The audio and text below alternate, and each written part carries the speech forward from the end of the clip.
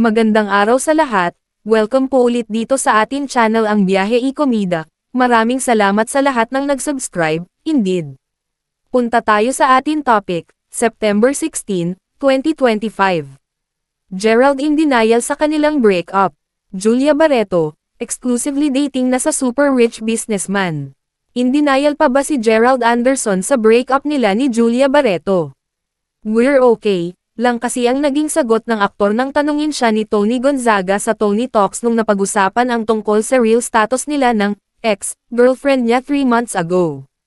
"Everyone thinks na nag-break kayo ni Julia," sabi ni Tony Gonzaga that time. "No, we're okay. Kaya nga kanina hinatid ko siya sa airport, papunta silang Dubai.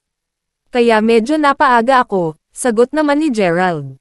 "So it's not true," susog ni Tony that time. "No," mabilis na sagot ulit Gerald. "Parang nag-erase raw ng photos." Sundot ni Tony. "Hindi," pagtutuwid ni Gerald. "That was 3 months ago, nag-uumpisa pa lang noon ang sinasabing breakup nila ng actress. Last May pa nang unang napansin ng mga Marites, na hindi na sila nakikitang magkasama. Like noong kasal ng kapatid ni Julia na si Claudia Barreto kay Basti Lorenzo, absent ang aktor. Ganun din daw nung birthday ni Marjorie Barreto, mami ni Julia. Hindi raw katulad noon na visible si Gerald sa mga ganap ng pamilya Barreto.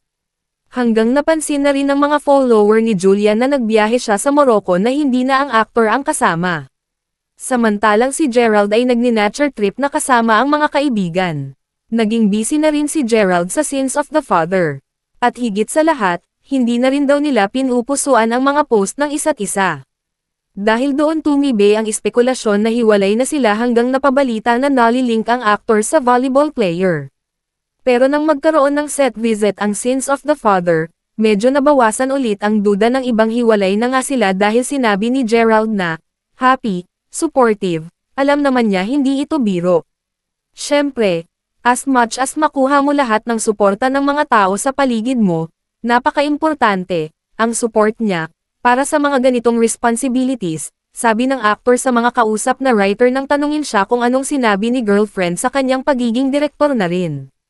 Sabi pa niya that time, handa siyang idirect si Julia. Pero iba na ang kwento ngayon.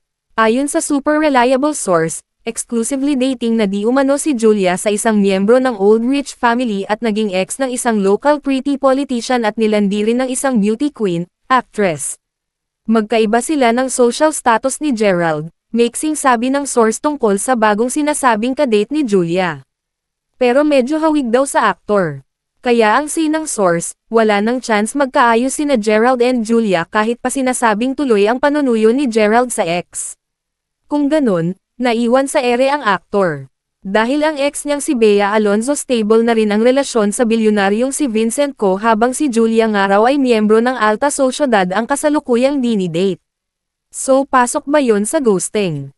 Or emotional fatigue? Maalalang na label ng ghosting si Gerald nang maging sila ni Julia na hindi pa formal ang breakup nila ni Bea.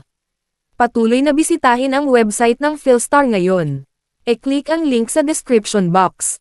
At yan ang ating latest showbiz chika update for today. Huwag kalimutan mag-subscribe, click the notification bell for more showbiz chika updates, like and share the video at suportahan po ang ating Facebook page. Maraming salamat sa lahat ng nag-subscribe indeed.